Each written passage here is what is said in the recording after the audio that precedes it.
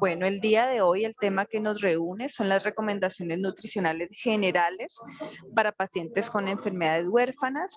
Nos acompaña la doctora María del Sol Villamizar, ella es nutricionista dietista. Buenas noches, doctora María del Sol, ¿cómo está? Indira, buenas noches para todos. Muy agradecida por la invitación el día de hoy. Gracias a Fundación Fundem y a todos ustedes por ser tan puntuales y estar aquí para hablar de este tema tan interesante. Gracias doctora por su tiempo y por este espacio. También agradecerle a todas las personas que se animaron a participar y que dedican este tiempo para ampliar sus conocimientos y entender mejor esas recomendaciones nutricionales para pacientes con enfermedades huérfanas. Doctora, yo le sugiero que podamos iniciar ya dando pues respeto a las personas que llegaron tan puntuales y a los que se vayan llegando, pues yo voy permitiendo el ingreso. Doctora Vale. María del Sol, la audiencia es toda suya. Muchas gracias, Indira. Buenas noches para todos. ¿Cómo están? Me presento. Mi nombre es María del Sol Villamizar. Yo soy nutricionista y dietista, especialista en terapia cetogénica, manejo de enfermedad inflamatoria intestinal y de enfermedades crónicas. El día de hoy vamos a hablar sobre enfermedades huérfanas y para iniciar me gustaría comentarles un poco en Colombia la definición según el Ministerio de Salud y Protección Social de lo que es una enfermedad huérfana y menciona que es aquella crónicamente debilitante que además es grave, amenaza la vida y con una prevalencia que es menor a 1 por cada 5.000 personas. También es importante mencionar que comprende las enfermedades raras, ultrahuérfanas y las enfermedades olvidadas. Todas ellas comprendidas en la Ley 1392 de 2010 y en la Ley 1438 de 2011. La mayoría son enfermedades genéticas, cánceres poco frecuentes, enfermedades autoinmunes, malformaciones congénitas, enfermedades tóxicas, infecciosas, entre otros. ¿Cuál es la causa de una enfermedad huérfana? La verdad es que sigue siendo desconocida. Sin embargo, para una porción significativa de la población, el problema se origina de una etiología genética y existen factores ambientales como la dieta, algunos hábitos de vida, la exposición a ciertas sustancias tóxicas que interactúan con esa base genética para entonces aumentar la severidad de dicha enfermedad. En el mundo se han identificado entre 6.000 y 7.000 enfermedades huérfanas, escuchen ese número, y en Colombia tenemos identificados alrededor de 1.920, que se encuentran incluidas en la resolución 430 del 2003. Para ese año teníamos un reporte preliminar de 13.328 registros. Podríamos pensar incluso en que habría un subregistro considerando que muchas veces en nuestras consultas vemos casos particulares que incluso no han sido reportados. Bueno, también sabemos que las personas vinculadas con estas enfermedades, bien sea el paciente, los cuidadores, la familia, tienen múltiples inconvenientes para poder tener una atención adecuada. Dentro de ellos, por ejemplo, la dificultad para obtener un diagnóstico exacto, opciones de tratamiento limitadas, una poca investigación sobre la enfermedad, la presencia clínica, la etiología, dificultad de atención médica especializada y a su vez también de servicios sociales, asistenciales, financieros, debido a que justamente hay una poca familiaridad con estas enfermedades. Por ende, entonces, los pacientes y sus familias y los cuidadores empiezan a sentir una sensación de aislamiento. Aunado a ello, los tratamientos son más costosos y no podemos dejar de lado la falta de información. Por eso el día de hoy estamos aquí reunidos para actuar sobre este punto específicamente. Vamos a hablar hoy sobre enfermedad de Crohn, síndrome de intestino corto, enfermedad de Fabry, enfermedad de Gaucher, enfermedad de Pompe y el síndrome de inmunodeficiencia primaria IDP. Enfermedad de Crohn. Es una enfermedad inflamatoria intestinal crónica, suele afectar la última parte del intestino delgado. Ahora les voy a mostrar una figura para verlo en más detalle. Esa parte se llama ilion y el colon. Y También es importante decir que puede localizarse en cualquier otra parte del tubo digestivo porque la presentación se realiza a parches. A diferencia de otra enfermedad inflamatoria, la afección es en varios sitios del tubo gastrointestinal. En realidad se desconoce su causa. Sin embargo, algunas hipótesis apuntan sobre una predisposición genética con una respuesta inmune exagerada ante algún antígeno que se encuentran en los alimentos o algunos agentes infecciosos. Sí es importante decir que no podemos culpar a un alimento en específico. Muchas veces igual en la consulta los pacientes refieren un poco ese sentimiento de culpa si no hubieran ingerido esta comida o si no hubieran ido a tal lugar, tal vez la enfermedad nunca se haría presente, pero en realidad simplemente en ese momento ocurrió esa respuesta inmune exagerada y entonces aparece la sintomatología. Quería traerles esto y hablar un poco de lo que les mencioné con respecto a la presentación en parches. Si ustedes observan en esta imagen, entonces tenemos todo el sistema gastrointestinal. Aquí están las partes del el intestino delgado, ¿sí? Esta parte es el duodeno, el yeyuno y el ilion. Es una extensión importante, ¿sí? Y vean que no solo se afecta el intestino delgado, vemos que también el esófago, parte de la última parte del estómago. Vemos en el colon afecciones también en el ciego, por ejemplo, en el transverso, el descendente y otras ubicaciones. Esta es una característica fundamental. Hay una afectación importante de la mucosa y del tejido y por ende cuando uno observa en alguna endoscopia se observa de esta manera. Esto es característico, tiene un aspecto como de piedras, un aspecto empedrado y justamente es por la lesión que sufre la mucosa. Debido a esa lesión, entonces, se presentan una serie de síntomas importantes por procesos malabsortivos. Y una de las complicaciones, digamos, más severas son las fístulas. ¿Qué es una fístula? Es una conexión anormal que existe entre un órgano o una parte del tubo digestivo y otra, donde originalmente no existía conexión, y eso genera afectaciones importantes que requieren cirugía y de otros tipos de tratamiento que pueden comprometer la vida del paciente. Dentro de los síntomas tenemos aquellos directamente vinculados con la parte gastrointestinal, entonces podemos tener diarrea, podemos tener vómito, dolor abdominal y en algunos casos tenemos sangre en las heces, no es tan frecuente, pero lo más preocupante es que también existen afecciones que no son gastrointestinales, a pesar que la principal afectación se realiza allí. Hay, por ejemplo, fatiga, hay fiebre, podemos tener alteración en el crecimiento y desarrollo de los niños, afecciones oculares también son muy comunes y artrosis o artritis que originalmente no podría estar vinculado con una enfermedad como esta, pero puede existir esa presentación. Entonces, es importante monitorear todos estos aspectos. Desde el punto de vista nutricional, entonces, ¿qué debemos tomar en cuenta? El periodo de la enfermedad es una enfermedad que cursa con periodos donde la enfermedad se encuentra en remisión y otros donde está altamente activa. Entonces, dependiendo del periodo, se va a generar un estado de mala absorción o no, que puede condicionar el estado nutricional del paciente. El otro asunto a considerar es la extensión y la presentación, que era un poco lo que les mencionaba, en qué parte del sistema digestivo hay una mayor afectación y cuán severa es. La medicación que está tomando el paciente, justamente porque también hay medicamentos que interactúan con algunos nutrientes, además de la patología de base, intolerancias personales, hay algunos pacientes que toleran unos alimentos que normalmente no están indicados y otros que sí los toleran, y complicaciones como esta parte de fístulas que ya mencionamos.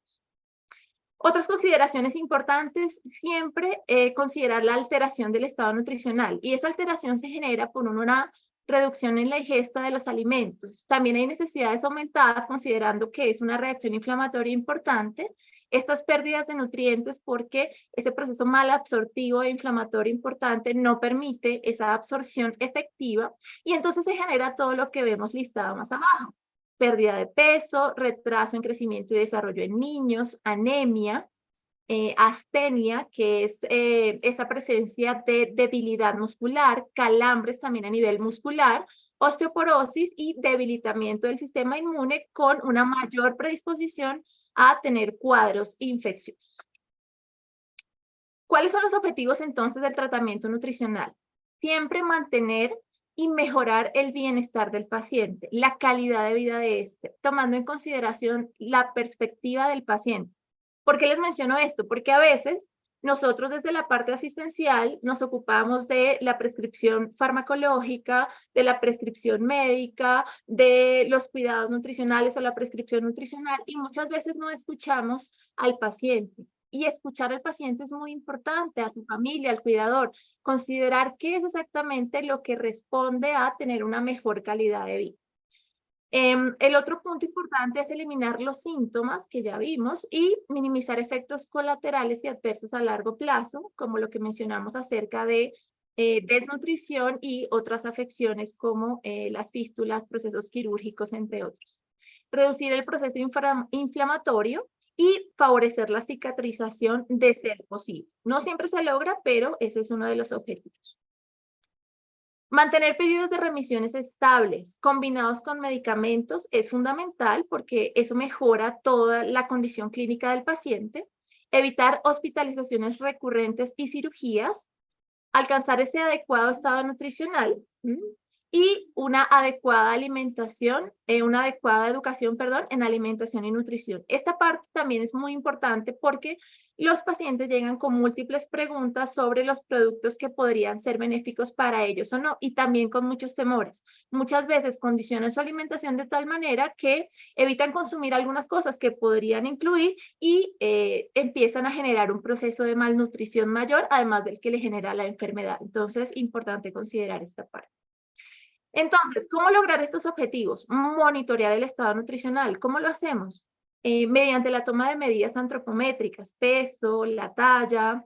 Importante considerar los perímetros, ¿sí? Perímetro cefálico del brazo, pliegues subcutáneos, que es lo que ustedes están observando aquí, y de alguna manera determinar esa proporción entre la masa grasa, la masa muscular y cómo va esa evolución a lo largo de la enfermedad.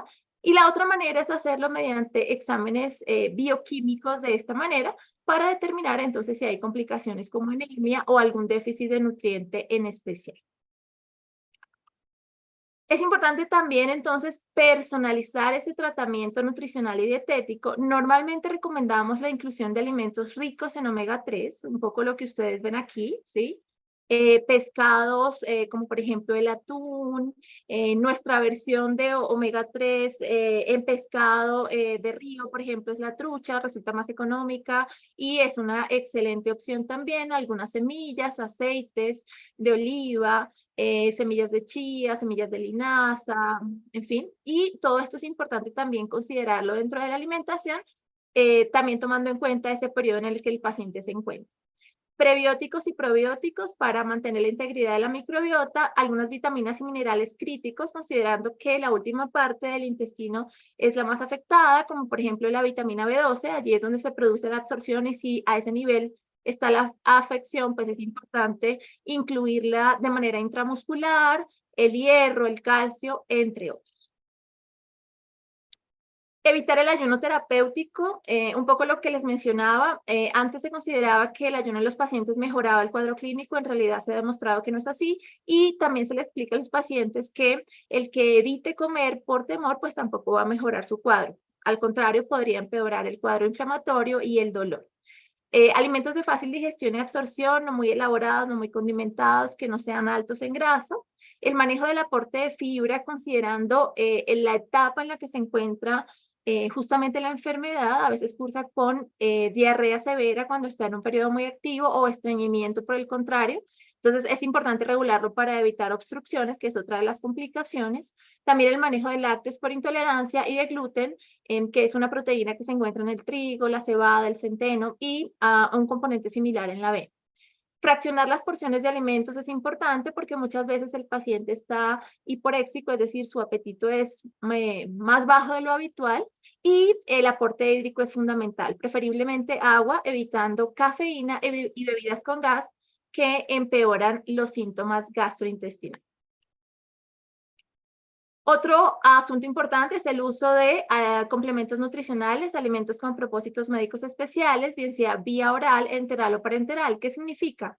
Vía oral a través de la boca, como ustedes lo observan aquí, al estómago. A nivel enteral, entonces hacemos uso de fórmulas específicas que van a través de un pequeño tubo que puede entrar a través de la nariz o la boca e ir al estómago de igual manera. Y parenteral, que son soluciones bien calculadas con nutrientes específicos que van directamente al torrente sanguíneo. Estas son opciones sobre todo cuando la enfermedad se encuentra en un periodo muy activo. Bueno. Sigamos entonces, tenemos el síndrome de intestino corto, también con afección del sistema gastrointestinal. Un pequeño repaso. Recordemos entonces que el intestino delgado se compone de 3 partes fundamentales: el duodeno, que es esta parte que ustedes ven aquí, que tiene forma de C, el yeyuno, ¿sí? Y el ilion, que es la última parte que se une en otra estructura que se llama válvula ileocecal con el colon, que es este grueso que ustedes ven aquí. Importante recordar, todo el intestino delgado tiene aproximadamente una longitud de 6 metros y 3 centímetros de grosor, y cada una de sus partes se dividen en longitud de esta manera. ¿Por qué les menciono esto? Porque cuando hablamos del síndrome de intestino corto, se debe a una afección en la que el organismo no está en la capacidad de absorber suficientes nutrientes de los alimentos que son ingeridos, debido a que el intestino está muchísimo más corto, es decir, entre un 70 y un 75% más corto. Muchas veces solo quedan 200 centímetros, ¿sí? Entonces, en ese caso, considerando el volumen total la longitud total del intestino delgado, pues vean que es un cambio importante para este proceso absortivo. ¿Por qué ocurre este síndrome? Puede ocurrir por extirpaciones quirúrgicas debido, vean, a la enfermedad que ya vimos, que es enfermedad de Crohn, por una obstrucción intestinal.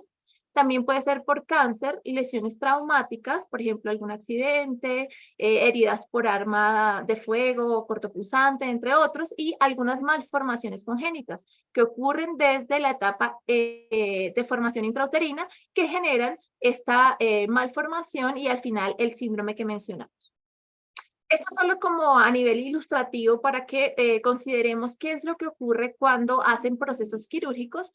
Muchas veces entonces hacen una extirpación total del resto del intestino delgado y solo dejan hasta el yeyuno, y este espacio va a la pared abdominal, y eso genera una serie de afecciones, un tránsito rápido, hipersecreción ácida, entre otras cosas, un síndrome malabsortivo importante. Esto es cuando hacen la unión del intestino delgado con el grueso, por ejemplo, generando, vean, un déficit de vitamina B12 y malabsorción de sales biliares, que también son muy importantes para el proceso digestivo.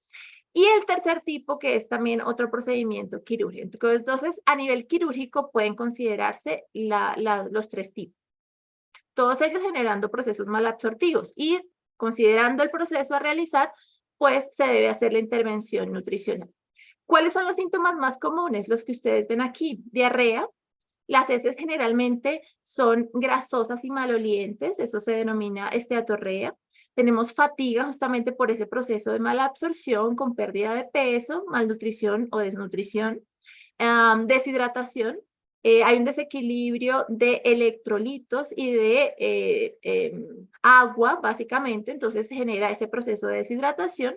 Puede haber también afecciones renales y hepáticas, por una precipitación de cristales de calcio por aumento de unas sustancias justamente en todo el proceso, retraso en crecimiento y desarrollo en niños, afecciones en la integridad de los huesos, osteopenia, y alguna inflamación en extremidades inferiores producto del proceso malabsortivo.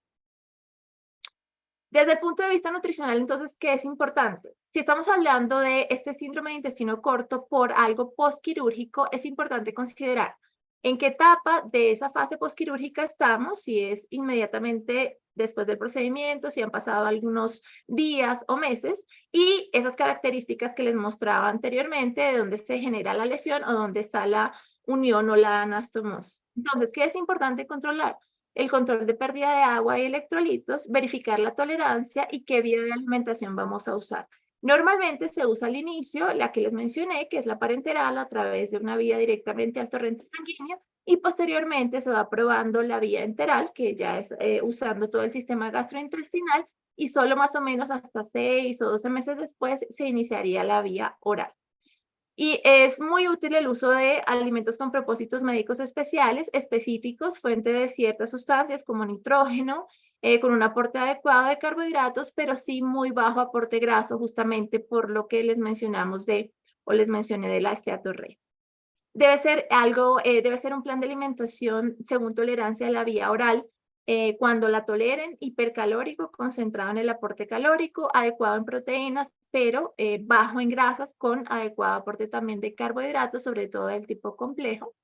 Inclusión de suero oral por estas pérdidas de líquidos y electrolitos, y evitar definitivamente esas sustancias que generan un aumento en el volumen a nivel de dentro del intestino delgado, porque entonces igual estamos arrastrando agua y generando mayor diarrea. Entonces, evitar bebidas azucaradas, jugos empacados, bebidas gaseosas, bebidas alcohólicas, cafeína, chocolate, té, espinacas y frutos secos, porque son ricas en unas sustancias que se llaman oxalatos, que generan entonces igual alteración de la absorción de calcio y generan o pueden generar cálculos renales, y también el manejo de alimentos que contengan lactosa por la intolerancia que se genera.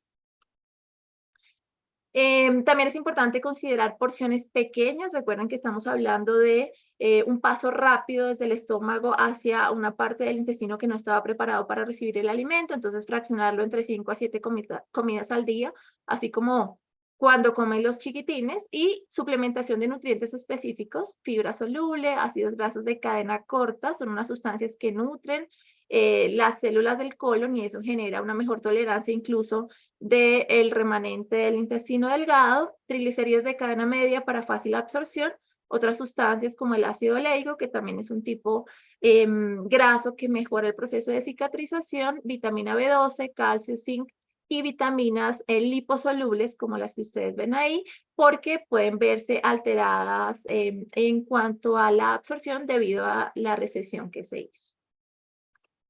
Ahora vamos a hablar acerca de la enfermedad de Fabry.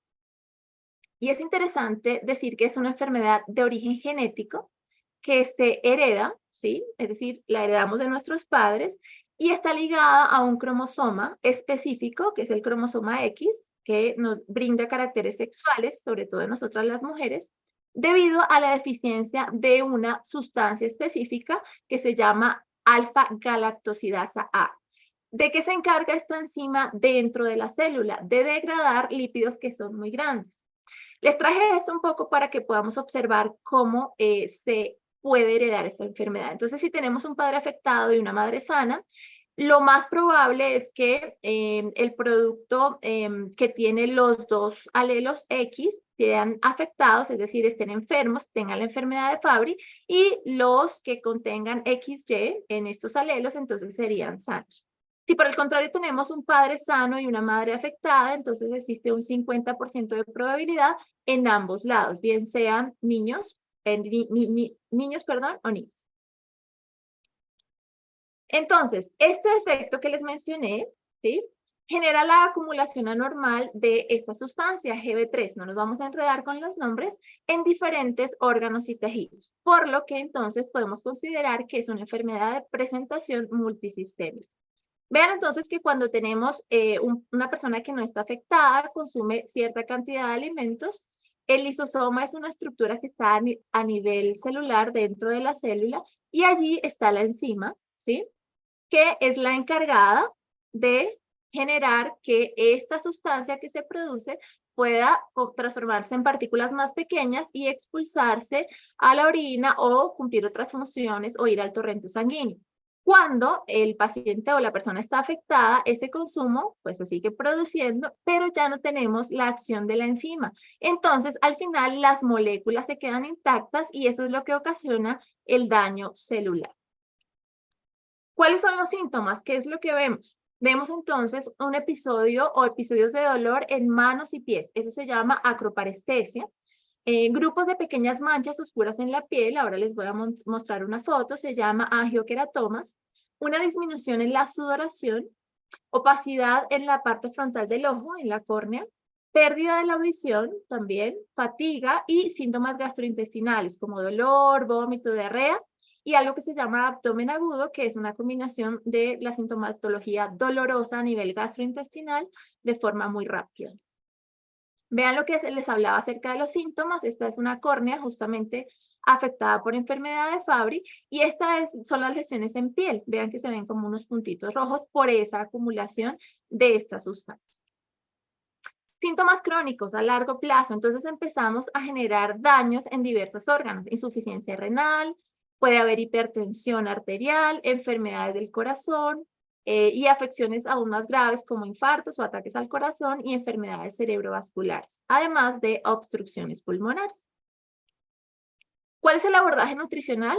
Pues básicamente es contribuir a evitar las complicaciones de manera precoz, estas complicaciones que hablamos de la parte crónica de todo el proceso. Entonces, manejo de síntomas gastrointestinales, importante verificar el aporte de fibra en caso de diarrea. Recuerden que si excedemos el aporte de fibra vamos a empeorar la diarrea. Aporte bajo de grasas, justamente por ese efecto laxante también. Selección adecuada de las mismas, estas que nos generen procesos que disminuyan la inflamación sería lo ideal, como el omega 3. Porciones pequeñas y frecuentes son mejores que grandes porciones. Por otro lado, entonces, el abordaje de la insuficiencia renal, considerando que el aporte proteico debe ser el adecuado para no generar procesos de malnutrición y el manejo de electrolitos, sodio, potasio y fósforo también lo es. El adecuado manejo también de la hipertensión arterial como complicación, que lo hablamos, con bajo aporte de sodio, grasas saturadas y azúcares. Recuerden que algunos de los alimentos que consumimos, además de la sal, contienen un aporte importante de sodio por el aditivo que contiene. Entonces, embutidos, enlatados, sopas de sobre, eso es importante cuidar. Y plan de alimentación personalizado es muy importante, a pesar de que la patología se presenta de manera similar en todos los pacientes, es importante personalizar el plan de alimentación. Bueno, sigamos. Enfermedad de Gaucher. Esta es la foto de la enzima que se encuentra afectada, que es la que ustedes ven aquí, y también es una enfermedad vinculada con un error metabólico que es heredado de padres, ¿sí? Y es autosómica recesiva porque son padres que no están enfermos, sino portadores de la enfermedad. Y también quise traerles aquí una explicación breve con un dibujo, como dos padres portadores, entonces tienen el riesgo que en su descendencia, el 25% de esa descendencia, es decir, uno de sus hijos, sea portador, perdón, tenga la enfermedad de Gaucher manifestada, dos de ellos portadores y uno estaría sano. Y debido a esta deficiencia, justamente, entonces ocurre por esta deficiencia de la glucocerebrosidasa, que es la enzima específica. Aquí también les traje un pequeño dibujo. Y entonces, ¿qué ocurre? Cuando la enzima que les mencioné falla, ¿sí? Hay una acumulación de una sustancia más compleja que se llama la glucosilceramida o el glucocerebrósido en unas sustancias que se llaman los macrófagos, que como de repente ustedes han escuchado, hacen parte del sistema inmune o de la respuesta inmune. Entonces, ¿qué ocurre? Este es un macrófago, de alguna manera, que es sano, donde hay una sustancia dentro de él, una estructura que lo mantiene estable. Cuando ocurre esta enfermedad, entonces acumula, ¿sí?, este glucocerebrósido y este macrófago, que era una célula sana, se convierte en una célula de Gaucher, que entorpece la función celular y aumentan el volumen. Y al aumentar el volumen, entonces, aumenta el tamaño del vaso, que es lo que se llama esplenomegalia, o del hígado, hepatomegalia, que puede producir un daño frecuente o importante del hígado, que es la cirrosis. También puede generar afectaciones a nivel hematopoyético, es decir, del sistema productor de glóbulos rojos y plaquetas, generando anemia y sangrado a nivel de la médula ósea principalmente, y también a nivel del hueso, dolor, fractura e infección, porque lo vuelve delgado y frágil. Esta acumulación en el cerebro puede generar retraso, hipertonía y convulsiones. Entonces, todo eso genera lo que ven aquí abajo, que es cansancio, hemorragia, el abdomen abultado, entre otros. Hay diferentes formas Una que no afecta la parte neurológica, no es neuropática, y las otras dos sí de forma aguda o crónica. Entonces hay afectaciones en diversos órganos y en el caso de la 2 y la 3 afecta el sistema nervioso central. ¿Cuál es el objetivo del abordaje nutricional? Pues es contribuir a mejorar la calidad de vida de los pacientes, contribuyendo a mejorar esos síntomas. Entonces, adecuado aporte de calorías y proteínas, porque es importante considerar que puede haber una pérdida de peso debido a que hay una disminución en el deseo de comer, considerando el proceso inflamatorio del hígado, del vaso, entre otros. El manejo de anemia, que también es muy importante, síntomas gastrointestinales, como les mencioné, incluso el dolor, que es importante, cuidar el aporte de carbohidratos simples, azúcar, miel, panela y otros productos que lo contengan, justamente porque puede generar alteraciones gastrointestinales. Y vean que nuevamente plan de alimentación personalizado, a pesar que la presentación de la enfermedad es similar en los individuos, pero el tratamiento debe ser personalizado. Sigamos entonces con enfermedad de Pompe. La enfermedad de Pompe también es denominada como glucogenosis tipo 2. Es un trastorno metabólico que es causado por la acumulación de glucógeno en múltiples tejidos. ¿Qué es el glucógeno? El glucógeno es una estructura compleja en la cual están unidas varias cadenas de algo más simple como es la glucosa, y generalmente nosotros reservamos glucosa en forma de glucógeno en los músculos y en el hígado como combustible. Y así cuando no comemos, pues obtenemos de alguna manera, de forma rápida, el combustible de allí. Pero entonces esta acumulación es patogénica, es decir, hay una afección que no es, digamos, hay un manejo que no es el adecuado, y entonces se acumula en múltiples tejidos, principalmente este glucógeno en el músculo, lo que ocasiona insuficiencia cardíaca, motora e incluso respiratoria del tipo progresivo. La enzima vinculada es la glucosidasa ácida o la maltasa ácida. Y aquí entonces hay una pequeña explicación de lo que ocurre. Pues básicamente es que cuando una sustancia se transforma en otra, como en este caso la glucosa en glucógeno, hay una enzima o una sustancia encargada de romper esta molécula que es muy grande y transformarla nuevamente en una sustancia que se pueda usar para obtener energía. Todo esto ocurre dentro de la célula. Cuando se presenta la enfermedad de Pompe, en este caso, entonces, ¿qué ocurre? La enzima falla y hay una acumulación de la sustancia que no puede ser procesada, en este caso el glucógeno, lo que genera un déficit de energía y otros problemas de salud. La enfermedad también se hereda de forma autosómica recesiva. Padres portadores que no están enfermos, no presentan la sintomatología, pueden entonces generar presentar en la descendencia el 25% de probabilidad de hijo sano, el 25% enfermo con todas las manifestaciones clínicas y el 50% portador. Se clasifican en infantil o de inicio tardío, y vean que básicamente esta es un filamento muscular, esta es una fibra muscular, y hay estas sustancias aquí, ¿sí? Que se llama el lisosoma, que está dentro de la célula, y cuando se presenta la enfermedad y esta célula muscular está afectada, vean cómo esa estructura que era muy chiquita se llena de esta sustancia más compleja, y es lo que genera el cuadro clínico que mencioné. Entonces, esta forma infantil se presenta antes del primer año de vida. Es una forma clásica que generalmente es más grave y se caracteriza por el aumento del tamaño cardíaco del corazón, debilidad muscular, hipotonía, que igual es ese bajo tono muscular, aumento en el tamaño del hígado, y generalmente la causa del deceso es fallo respiratorio antes del primer año de vida. Por eso se dice que es mucho más grave.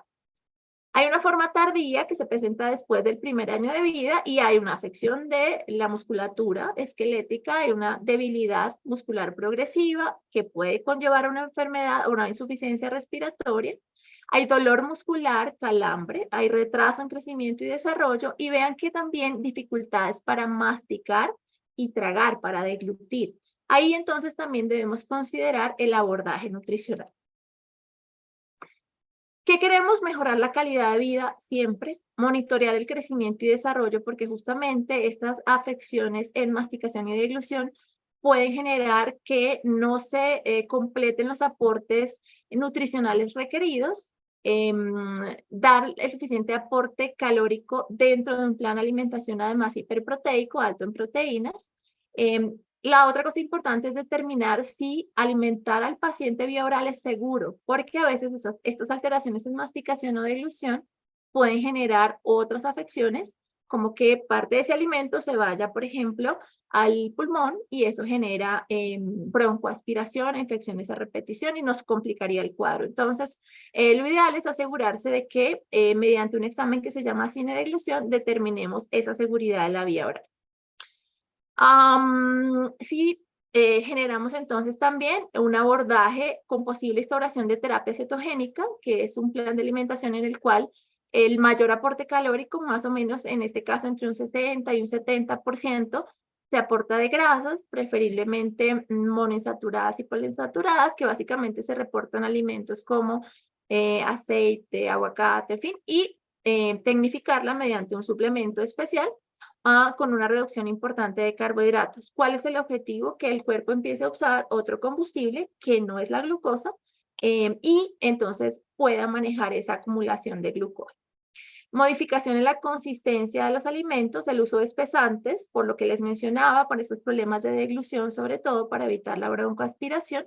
Fraccionar la alimentación en porciones más pequeñas es mucho más sencillo porque nada más el hecho de ingerir el alimento genera un gasto calórico importante para los pacientes y pues ahí tendríamos una descompensación del estado nutricional.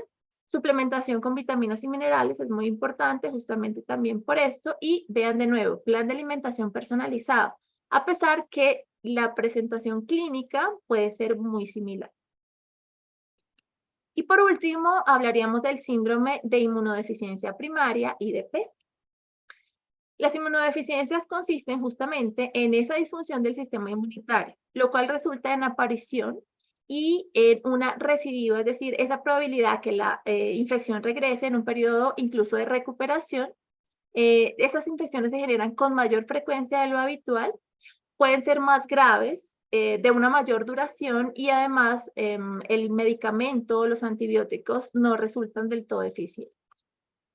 Suelen estar presentes desde el nacimiento y se deben a trastornos genéticos que de igual manera se heredan. Se manifiestan generalmente durante el primer año de vida o en la infancia. Existen más de 100 y todas ellas en realidad son relativamente poco frecuentes, pero en muchos casos mal diagnosticadas. Signos de alerta. 4 o más infecciones de oído al año, 2 o más infecciones graves de senos paranasales al año, 2 meses o más de tratamiento con antibiótico con poca efectividad, 2 neumonías o más al año, dificultad para ganar peso o crecer. Todos estos son cosas que debemos tomar en cuenta y considerar posible presencia de este síndrome. Absceso en órganos o en la piel, aftas o infecciones recurrentes por hongos que a pesar de todos los tratamientos aplicados no se logran remitir. Septicemia, que es esta generalización de justamente el proceso infeccioso a nivel sanguíneo, que genera una necesidad del suministro de antibióticos endovenosos y antecedentes familiares de IDP. Entonces, todos estos son signos de alerta que es importante considerar y pensar en que pudiéramos estar en la presencia de IDP. ¿Qué nos dice con respecto al abordaje nutricional? Fundamental contribuir con el mantenimiento adecuado del estado nutricional, muchas veces producto de todo esto, de la presencia de fiebre, que es muy común por el proceso infeccioso, se genera disminución del apetito y esto genera malnutrición y también a esa prevención de las infecciones. Obviamente evitar el contacto cercano, o de tapabocas y demás, pero desde la parte nutricional, una dieta variada y equilibrada. ¿Ricas en qué? ¿O rica en qué? Vitaminas y minerales vinculadas con ese proceso inmune adecuado. Beta-caroteno, que es la versión vegetal de la vitamina A, que está en todas frutas y verduras de colores intensos, verde, rojo, amarillo, naranja. Vitamina D, la vitamina C, el zinc y no podemos dejar de lado los probióticos y los prebióticos porque De alguna manera, ambos regulan esa integridad de la microbiota que genera una mejor respuesta inmune. Muchas veces es necesario el soporte nutricional. Ya conocemos mediante qué vía, enteral o parenteral, dependiendo de la presentación, uso de multivitamínicos. Importante evitar el uso o el consumo de alimentos crudos y agua que pueda ser de dudosa procedencia o que esté contaminada. Y por otro lado, la higiene oral debe ser muy cuidada. ¿Qué les quiero dejar para llevarnos a casa? Es importante decir que en Colombia las enfermedades huérfanas sí están contempladas para su diagnóstico, abordaje y atención dentro de una normativa legal. Ley 1392 de 2010 y Ley 1438 del 2011. Hay listados específicos que las contemplan. Su prevalencia es rara, ¿sí? Pero están presentes y es importante diagnosticarlas. Su causa no se conoce con exactitud, pero muchas de ellas se vinculan con componentes genéticos, bien sea hereditarios o no. No se curan, pero se pueden controlar. Generan afecciones multisistémicas, es decir, afectan varios órganos que pueden afectar el estado nutricional y de hecho lo afectan, y por ende condicionan la vida de la persona. Y el abordaje nutricional adecuado puede contribuir a mejorar la calidad de vida de los individuos, pero en ningún momento sustituye el tratamiento médico ni farmacológico. Todas las indicaciones nutricionales deben hacerse de forma personalizada, bajo un plan de alimentación específico asesorado por nutricionista, nutriólogo, especialista en el tema. Y por su atención, muchísimas gracias.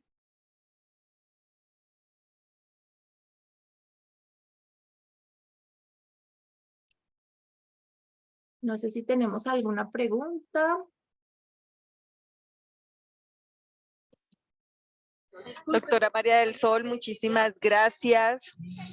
Actualmente en el chat no tenemos preguntas. No sé si alguien guste abrir el micrófono y tenga alguna inquietud.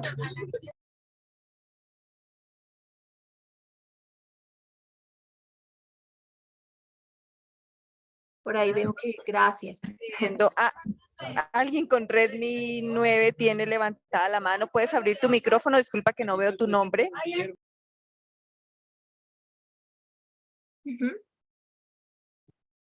Sí, señor, ¿lo escuchamos?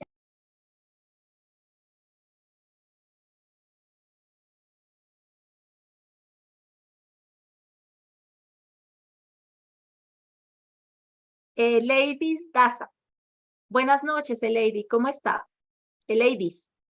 Cuéntenos, ¿qué nos quiere preguntar el día de hoy?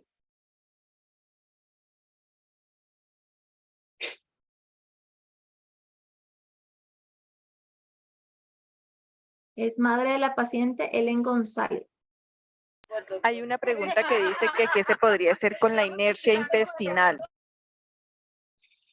Bueno, básicamente, como les mencioné, es importante el abordaje farmacológico, que es importante manejarlo bajo las condiciones médicas específicas.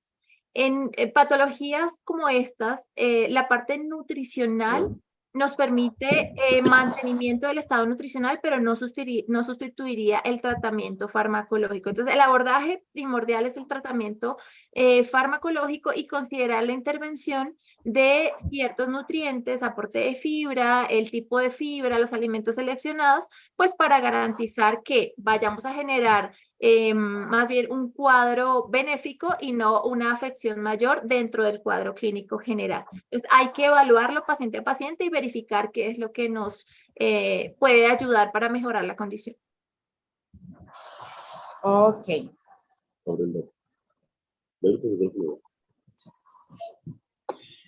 Sino que es que... Gracias, doctora. Hay una pregunta que yo creo que ella nos quiere preguntar algo más, pero no la... Permítame, yo lo leo textual. Es intolerante a la proteína de la leche de vaca. ¿Qué enfermedad sería dentro de estas que usted ha explicado? No, en realidad ninguna. No se consideraría una enfermedad huérfana. De hecho, la alergia a la proteína de la leche de vaca puede remitir cuando la maduración del sistema gastrointestinal del bebé mejora. Entonces, por eso el tratamiento que se hace es la omisión de fórmulas lácteas que tengan una proteína muy íntegra y más bien cortan esa proteína en péptidos, en pedacitos más chiquitos para favorecer el proceso de absorción y disminuir la inflamación. Pero ninguna de las enfermedades que mencioné estarían vinculadas con la alergia a la proteína. De hecho, ella no se clasifica como una enfermedad huérfana. Doc, buenas noches. Buenas noches, ¿cómo está? Bien, sí, señora. Le quería hacer una pregunta. En el caso de nuestra hija Helen, Ujú. ella constantemente presenta deposiciones blandas. No Helen, podría llamarlo diarrea. Helen González. No podría Helen, llamarlo diarrea porque no son más de 5 veces diarias, pero ujú, sí son blandas cada vez que va. Normalmente son blandas y muchas veces con olor fuerte. ujú, Pero por lo menos se le ha dado, se le ha cambiado los suplementos, se le está dando. ujú. Entonces, hemos notado Sí. que cuando se le da el suplemento, en este caso Pediasure, porque ya se lo han cambiado por varios, pero en este caso Pediasure igual sigue, apenas se lo toma, va enseguida para el baño o a los 10 minutos, hace enseguida su deposición, igual con las comidas. Y, y ya le han dado varios medicamentos, está también ahora tratándolo con probióticos, con enterogermina. Sí. Igual y las deposiciones sin igual, las cosas, el momentico cuando se empezaron el tratamiento empezó a cambiar, pero Ujú. sin embargo ya después del tratamiento hemos notado que nuevamente su organismo vuelve otra vez a tener deposiciones constantes y blandas. Helen tiene diagnóstico de síndrome de intestino corto. No, tiene diagnóstico de artritis idiopática juvenil y ahorita con el médico, con el Sí. inmunólogo, la Sí. están tratando por inmunodeficiencia. Ah, ok, perfecto. Lo que ocurre es que cuando existe justamente esta reacción, digamos, inmune de alguna manera exagerada, entonces ese proceso inflamatorio pues inflama muchos de los sistemas que están presentes. ¿Qué recomendaría yo? Evitar suplementos ricos en azúcares simples. El Pediasure es alto en azúcar y eso hace que todo el sistema gastrointestinal se mueva muy rápido, específicamente el intestino delgado y el colon, lo que hace que la absorción, sobre todo en colon, de líquidos no se produzca de manera adecuada y por eso la consistencia de las heces es tan blanda. Entonces, lo que yo recomendaría es algún alimento con propósito médico especial, habría que evaluarlo, que no Sí. contenga azúcar y que tenga un adecuado aporte proteico de carbohidratos complejos con una disminución en el aporte graso para evitar justamente esas molestias gastrointestinales que también pueden ser frecuentes en estas patologías. Es que de hecho ya tienen control con nutriólogo porque el nutricionista pues no le podía generar suplementos y eso. Sin embargo, exacto, tiene una desnutrición crónica. Su Sí. abdomen, su abdomen siempre ha sido distendido, siempre ha sido bastante grande. Ujú. Y de pronto es lógico lo que usted dice, el tema de las azúcares y eso que hace que sus órganos se inflamen y eso genere que las heces de pronto no tengan el mismo funcionamiento Ujú. y que salgan más rápido de lo normal. La Ya otra todos los síndromes que usted mencionaba o que usted hacía referencia en la guía, esto se los han descartado, el Pompe, el Gaucher, el Faber, Ujú. todos estos síndromes se los han descartado ya desde inicio de su tratamiento, ya se le descartaron. Ujú. Sin embargo, veo algunos síntomas de los cuales usted habló que la niña presenta.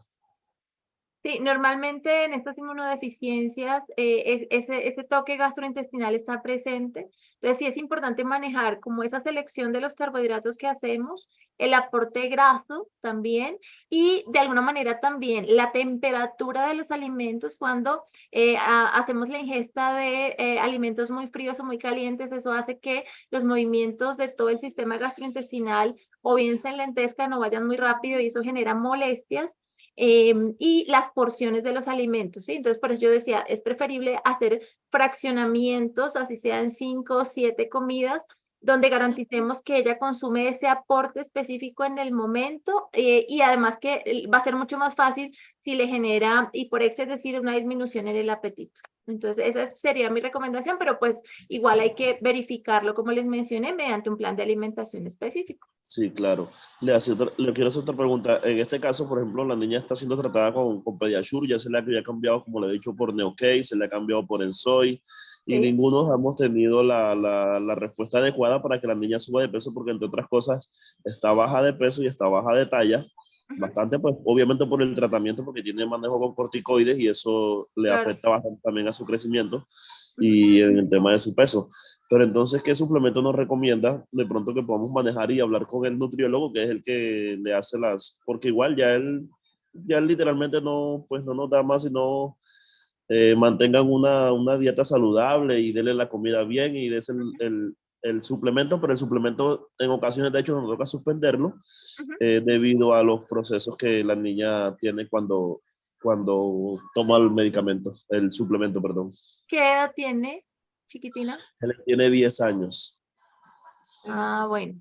Hay un suplemento, no sé si quiere, igual, no sé, nos puede dejar el contacto en el chat y yo me comunico después con usted como para no hacer propaganda de marca, De pero acuerdo. hay un suplemento que podría funcionar para la edad que ella tiene, es alto en calorías, con bajos molaridades, es decir, no haría que genere molestias gastrointestinales y pues sería cuestión de verificar la tolerancia. De acuerdo, señor. Entonces ahora dejo mi número en el chat Sí, y señor. dale, muchas gracias. Feliz noche. Dios les bendiga. Bueno, igual que esté muy bien. Doctora María del Sol, tenemos una última pregunta que dice, bueno, dice, soy Camila Céspedes, quiero saber si mi bebé ya fue diagnosticada con un síndrome y requiere de nutrición. ¿Debe ser un nutricionista especializado o es el nutricionista pediátrico? Alma. Pues generalmente, Camila, el primer abordaje lo hacen los colegas que están ahí en la atención primaria dentro de la EPS, pero sí sería importante evaluar según el tipo de síndrome si requiere un abordaje específico. Veíamos que en los tipos de síndromes hay diferentes presentaciones, considerando dónde está la afección, cuáles son los órganos que se pueden afectar. Entonces, todo esto requiere un tratamiento personalizado. Entonces, lo ideal es primer abordaje, digamos a nivel general, peso, talla, verificar la evolución del proceso y yo sí recomendaría algo más especializado para iniciar un abordaje una vez determinado qué tipo de síndrome. Perfecto, doctora, mil gracias. Esa era la última pregunta que teníamos. Bueno, Nos queda, bueno, nos escriben algunos mensajes de agradecimiento por el apoyo. Acá nos dejan unos números telefónicos, doctora, yo se los paso. ¿Su merced los tiene? No, si quieres, Indira, pásamelos, estoy tratando de anotarlos, pero si me los pasas, pues mejor. Eso sí, señora, yo se los paso. Y el nombre de la persona para estar ahí al tanto. Ok, en el mensaje creo que no estaba el... No, si me regalan un mensaje con el nombre, porque tengo el mensaje, pero sin nombre. El Ladies, creo que es el Ladies. Sí, señora, es el Ladies. Listo, perfecto. Entonces yo me comunicaría con ustedes y podríamos entonces evaluar cuál podría ser la sugerencia. Perfecto, doctora María del Sol. Agradecerle a su merced por este espacio, por compartir con nosotros de su valioso tiempo, de toda su experiencia con todas estas recomendaciones nutricionales para pacientes con enfermedades huérfanas. Agradecer a todos los participantes, invitarlos a que nos sigan en las redes sociales de Fundación Fundem y que sigan participando en las actividades que nosotros realizamos siempre, como les digo, con el fin de acertar y de aumentar la información que tenemos frente a diferentes patologías o frente a todas las recomendaciones para navegar en el sistema de salud colombiano.